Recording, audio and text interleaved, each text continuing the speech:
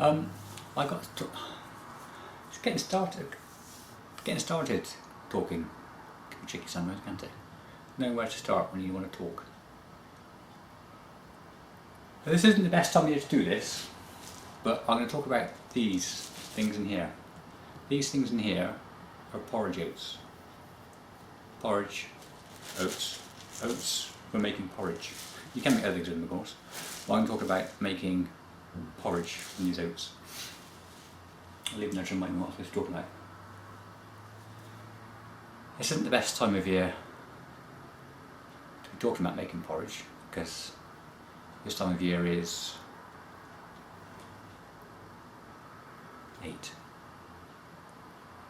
August, and it isn't the time of year I actually have porridge, so I've got to try and remember. So there's another silly thing about doing it now. I've got to try and remember the last time I made porridge, what I did to make the porridge. Whereas if I'd done this in, say, February, I'd know what I'm talking about. Now I've got to try and rack my brains and try and think what it was I did to make porridge back in, I reckon, March. It might have been March when the last time I had porridge. The trouble is with porridge, I'm sure I'm not the only person who knows this. Could be, but I doubt it. The trouble with porridge is you have to have it hot, really. I haven't tried having it cold, I must admit. But it does make a lot more sense having it hot, because the milk soaks into the oats better when you heat the milk up. So you've got to have it hot. So now it's August, and it's been quite hot these last few days here and in Canada. I was in Canada. And you don't really want a hot breakfast, particularly, well, not hot breakfast anyway, but a hot breakfast of porridge in hot weather, because you just go completely hot. Is that the best way of describing going hot? Probably not. Going really hot, that's more like getting all puffed up in it. What you do if you don't eat too much porridge, you get puffed up as well. But no, what I really want to express was the fact that I get too hot. So there comes a time in the year when I start having porridge, because I need to warm up in the mornings. Because when you've got to go outside, not that I tend to, but if you did go outside, it's nice to have a nice warm breakfast inside you, because then you stay warm inside to combat the cold, that's the heat then, the cold hitting you when you go outside. So you stay warm longer because you've got a nice warm breakfast inside of you. So I'm trying to say it's August, it's a good time to do it now. I'd probably start having porridge, probably November, I reckon. I reckon it was November I had my first bowl of porridge last year. November. So I suddenly probably woke up one morning and thought, ooh, the flat was a bit cold this morning. What shall I do? Oh no, what? I'll have a bowl of porridge. So I got these porridge. I suppose it hasn't started growing, to be honest. It's out above the cooker. So I got my porridge, oats, and had my first bowl of porridge, because I decided, oh, I could really do with warming up inside. And a cup of tea is nice, but it's not sufficient. So at this moment, even a cup of tea is a bit too hot in the mornings. So that morning, that particular morning, which I can't remember because it's now so long since that morning happened, because it was November last year, I had my first bowl of porridge since the previous winter. And then I don't have porridge every morning, because it takes a bit of effort to make, which I'll talk about later. Soon, if you're lucky. So I don't have porridge every morning because it takes too much effort to make. But it is nice to have it. Some days I just have Weetabix. That's a bit of a cheats way of making porridge. Weetabix biscuit in the bowl. See my hands? Maybe not. Weetabix biscuit in the bowl. Just pour some milk over, put it in the microwave, minute, warm breakfast. But it doesn't quite warm you as well as a porridge, even though it is quite nice. So I reckon I probably had my last bowl of porridge in March, if not before then. I can't really remember when And we had cold weather, because we had quite a warm spring, didn't we? So I wouldn't have had porridge then, because that was warm. So it could have been March, that my last bowl of porridge this year. So yeah. So porridge. So what I do, I'm on my own, apart from Dan and the penguin. I'm on my own, and so I make it for one. So the way I make porridge, it won't necessarily work if you've got more than one person. In fact, I know it won't, because when I describe how I make it, I can guarantee it won't work for more than one person. So I'm not sure how useful these instructions are going to be for making porridge. I got some new cushions, so I'm sat forward a bit more than normal. I should sit back and relax, shouldn't I? So there you are. So making me a porridge. So what I do now, it depends. Are you still something? Better set up again. So it depends. See, some days it depends whether I think it's worth the effort, and two, whether I remember. So it varies and depends on those two factors. What are the factors again? I can't even know. It depends on those two factors that I can't remember. Some nights I think, do you know what, I'm going to be cold tomorrow, getting up in the flat. So I'll prepare some oats for breakfast. So what I'll do, I'll get the porridge oats. You need porridge oats to make porridge. I'll get some porridge oats, like those there. In fact, those are the ones I use. And I'll soak them overnight, because it does help a little bit. I must try and make unsoaked porridge and soaked porridge on the same day to see what difference it does make. It does make some difference. So I'll take the porridge oats, I open it like that, it's opens like that, and the porridge oats come out the top like that. I won't do it because I make a mess. And I had a small jug, but that small. But I found that when I use it in the microwave, microwaving it is easier, I find, for one person, I hasten to add. I don't think it's going to be easier for more than one person. I microwave it in that jug to begin with, and I found the jug was too small because the milk would rise in the jug and it would make a mess all over the microwave, which you don't want. You don't want porridge all over your microwave. You want it in the jug. So I invested in a bigger jug.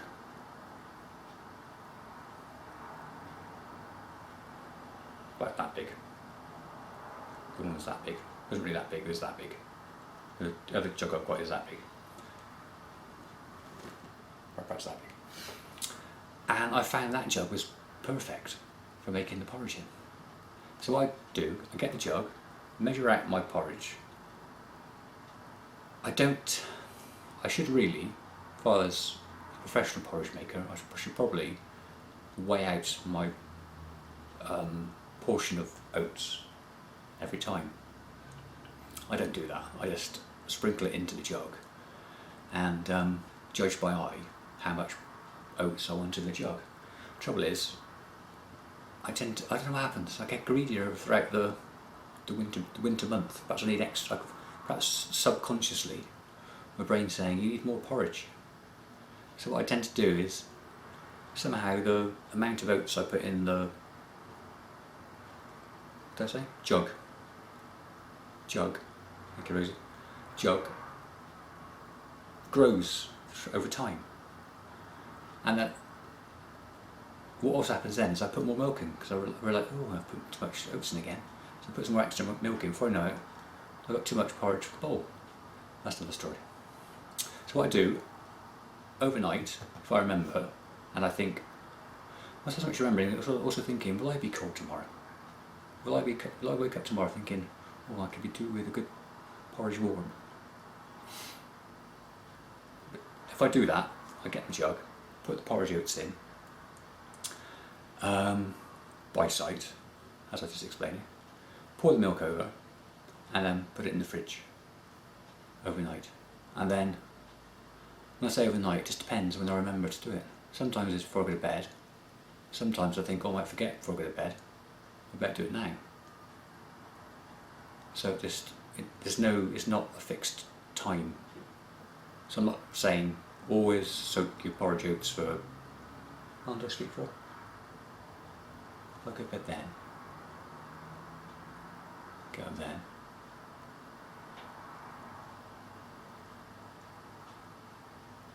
I suppose 10 hours. Do I sleep for 10 hours?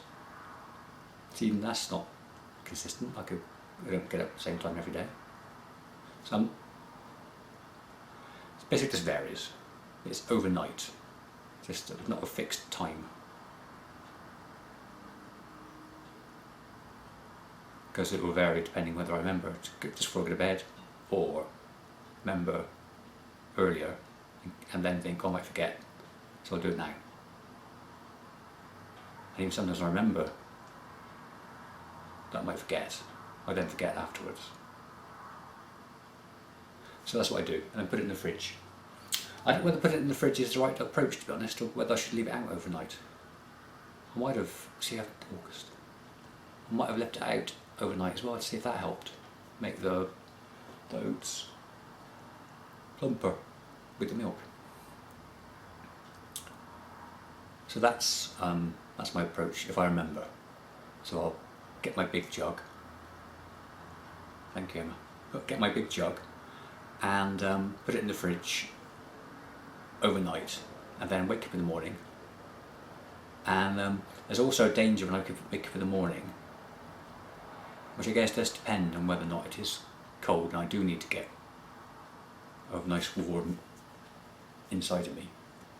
Sometimes I could forget that I've actually put the porridge oats in the fridge. That's another reason sometimes I think, well, I could put the porridge oats in soak overnight, but there's a danger. There's a danger I won't see them in the fridge, forget, and have something else. So sometimes it's not worth doing that.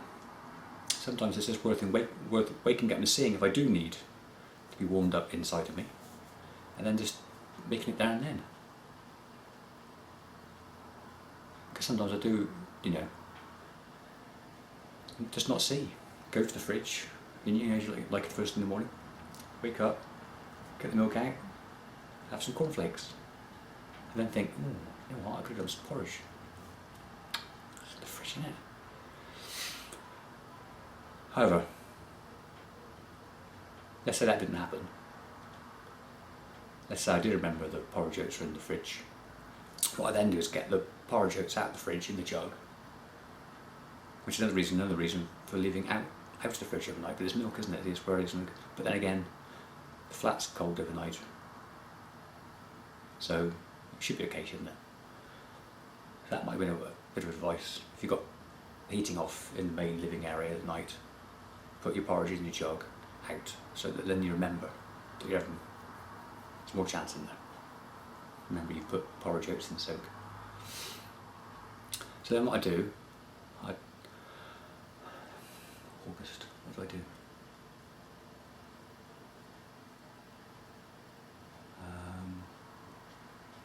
Do first. I'll probably fill the kettle, because I got one of those kettles with the water filter in. It takes a while for the water to filter it through the filter before I can turn it on. So I'll probably do that. I'll probably fill the kettle first, and then get some tea going, and then tackle the porridge. The trouble is you can't, just depending on the size of your jugs. Big jugs are preferable for making your porridge in microwaves, because if you put too much milk in with the porridge and put it in the microwave and put it on for too long, there's a danger you end up with that porridge spillage in your microwave. So it's best to get your tea made first, I find, thinking back and just thinking what I might have done. Yeah, I'd probably make the tea first, get the tea in the pot safely, and then put the porridge that I'd soaked overnight add some, I like to add, what do I add? Golden syrup, that's it, golden syrup, which again I judge by just by eye. I've got one of the squeezy bottles, and squeeze some golden syrup. It's nicer than sugar. I like it sweet, I couldn't have it with salt, it'd be horrible. So I have the golden syrup, because it's got a bit of a nicer taste than sugar, if you ask me. I tried it with chocolate sauce once and it didn't work at all. Golden syrup's lovely. So I'll put the golden syrup in the morning. I don't do that overnight, so that's not really add to the soaking process. So I have the golden syrup, open the microwave door, that always helps. Otherwise you tend to bang into it. So open the microwave door. I've got a new microwave since March, I think, as well, actually. I don't think I've actually made porridge in my new one yet. The other one broke. Not what I was making porridge, what I was doing there. It just went and broke. That's my new one. So they open the door, put the jug in. I don't tend to cover the jug. Or do I? I can't remember now. I don't think I cover it because it's a big jug, and I'm not sure I'd be able to cover it and get it in the microwave as well. So it's two I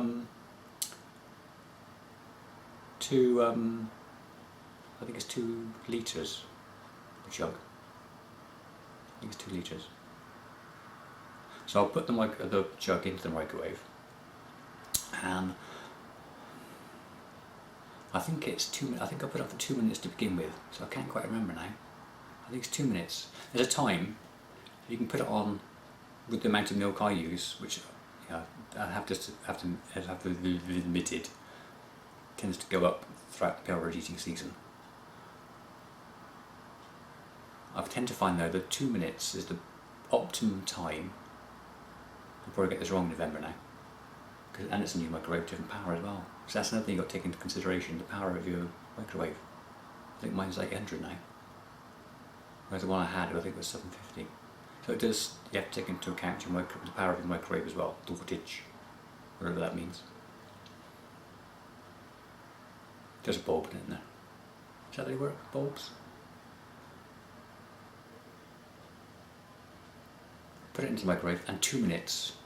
Start off 2 minutes, press start, and then after a while you tend to become a bit, probably complacent is the right word, because I can't think of another one. You can be okay for 2 minutes. Put it for 2 minutes, leave it, think about stirring the tea, and because I use tea leaves. Stir in the tea and pour in my first cup of tea, although I would stir that tea bag as well, to be honest.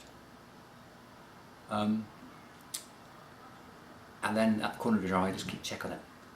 For those first 2 minutes, if that's the time I use, I can't remember because it's now August, you shouldn't have a problem with the size jug I use. Do like a nice large jug. With the milk rising above the lip, edge, top of the jug and spilling over in the microwave. So it'll rise, but not far enough to spill over. And then the 2 minutes pings, and take it out, have a quick look, and give it a stir, and then put it back in. Just give it a stir to make sure everything's mixing well. Yeah. And then I can't quite remember now because it's August. I think I would do another minute, and then that second minute, well, it's the third minute, isn't it? It's the second session, third minute. It's not advisable to leave the microwave unwatched. I got my words around the wrong way then, but I had to carry on with what I was saying.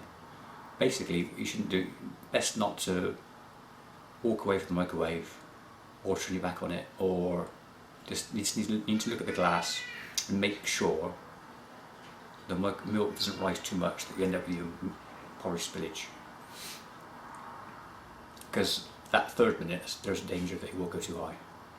With that, I think that big jug, as long as I haven't put too much extra milk in over the porridge eating season, I think I'm usually okay. But it does rise. Amazingly how much it rises. Amazingly, and amazing. And then so I give it a third minute. That's usually not quite enough. Just check by eye. It again depends on whether you've soaked them overnight or whether you've put them in there fresh first thing in the morning. I usually let it rest for a bit. Drink a bit of tea. What else do I do? Check my computer, see if it's turned on by then, see if it's already frozen by then, and then give it another minute. And again, you have to watch. It's not worth walking away, because the minute you do, you can guarantee porridge, milk, golden syrup, all in your microwave. And that then, I think, is where I would then have the porridge. I don't have it immediately, because it's true, you can't use that phrase, can you? It hasn't come from a hot place. The bowl might be hot, I suppose, but generally speaking, the microwaves aren't hot places.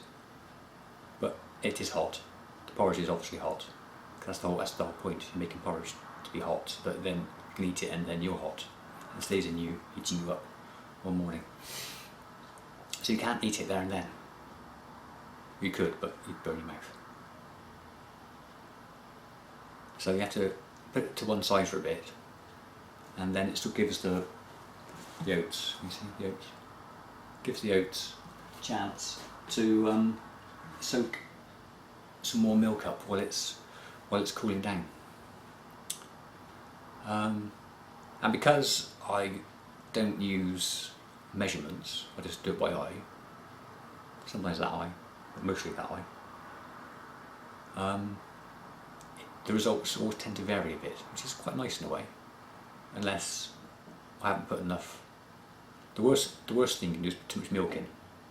That's not the ideal mistake to make. The best mistake to make is to put too much oats in, not enough milk, because then you can always add the milk. You can't really add porridge oats later on in the mix, because then you've got some cooked and some not cooked. It's just a disaster. But it's just quite nice to have a bit of a surprise. Yeah, what's it like today? Oh damn, a bit runny. Today, a bit too thick, but oh, I like it thick. So I let it stand for a bit, do a bit more, see if my computer's frozen again. Waiting for it to just get to a nice temperature to eat. So I'll give it a stir then. So I've waited that extra bit of time. Pour it into my bowl, and even then, unless you wait a very, very, very, very, very, very, very long time, you can still find that the porridge is too hot. So I'll I'll just tentatively take my spoon. Spoons are best for porridge. Take my spoon and just nibble a bit from the edge, just to see if, because obviously, depending on what bowl you've got. Just depending on what bowl you've got. Some bowls, it'll be cooler down around the edge than the others, depending on the shape of the bowl, whether it's a narrow bowl or a wide bowl, whether it's a deep bowl or a not deep bowl.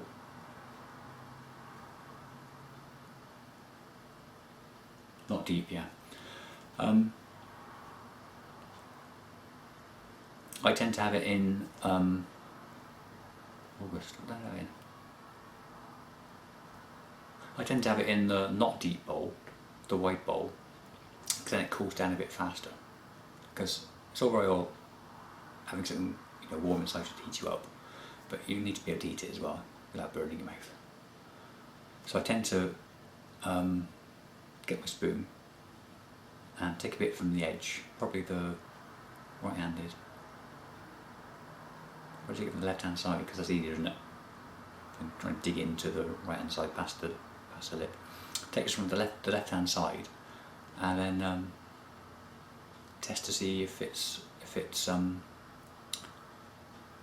how cool it is I get the words right then. How cool it is to see how much you can eat at what speed. Because if it's still quite piping hot, best you can hope for is little mouthfuls from the edges, just basically taken from the bowl. Little mouthfuls, just tentatively taken from the spoon, or perhaps you're blowing it. I'll probably have blown it. If it's still quite hot, as it has cooled down, like I've been distracted, pressing the restart button on the computer and waiting for it to start again.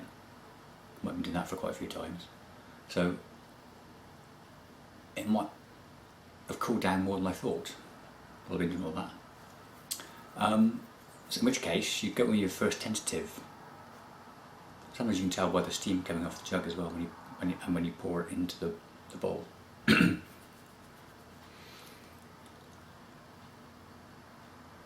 If you find the first tentative mouthful, not mouthful necessarily, partial mouthful, depends on the size of your mouth as well. If that first test of the porridge, you think, oh, that's not that warm actually, I would have stirred it as well before I poured it into the bowl to make sure the heat's mixed around and as consistent throughout the bowl as possible when I pour it in, so there's no hot spots and cold spots. So if you find, oh, that's not that warm actually, then you can find perhaps another one just to make sure, perhaps from the top of the bowl. Think, oh, that's not that warm either. Then you can dig in, and if you're in a bit of a hurry, you can spoon it down as fast as you like. But if it's still hot, then you need to keep taking those little tentative mouthfuls until the porridge is, which if you're in a hurry is a bit annoying, isn't it? Always get some cold milk for that, just, you know. But then you're potentially making your porridge a bit too thin, which isn't ideal either. So that's what I do. See, some mornings, I think it was March. I had my last bowl of porridge. I was there and had the porridge.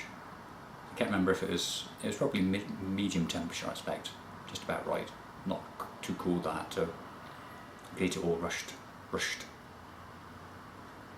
And I was drinking tea as well. And if you have the porridge and the tea on a day which is not that cold, oh, you overheat so fast, it's unbelievable. So I think it was March I had my last bowl of porridge. Whereas if you're in December and it's like I do Celsius, centigrade. If it's like -5 outside, your tea and your big bowl of porridge cooling down is ideal. But in March, it's not good. So I think it was, to conclude, I feel I've kept you a bit too long now. To conclude, I think I had my last bowl of porridge in, I think it was March. Might have been earlier than, because we had that hot spell, didn't we, early on? I had a hot spell, or warm spell, not so much hot, more warm, early on in the year, and that's probably why I've got porridge left, because I had to stop eating it earlier than I expected. I haven't made flapjacks yet, because making a big tin of flapjacks is just for me, just a waste. Eating hundreds of flapjacks, not 100, that's too many. I was exaggerating them. But still, you get a bit bored out eventually of eating flapjacks. You have to make a whole batch of them. And see, I'd have to make all that flapjacks, and stupid flapjacks for one person in a set period, short time, like. So I haven't made flapjacks, but I was half expecting those oats to have sprouted something by now, because they'll keep them above the cooker as well. It gets quite warm when I put things in the cooker, because that is definitely a hot place from a cooker. No, they seem to be okay. They might survive until August. How many months is that? It's 8, 11, isn't it? 3 months. Might survive 3 months until November, when it's cold enough in the flat to need to eat porridge. So yeah. So porridge, yeah.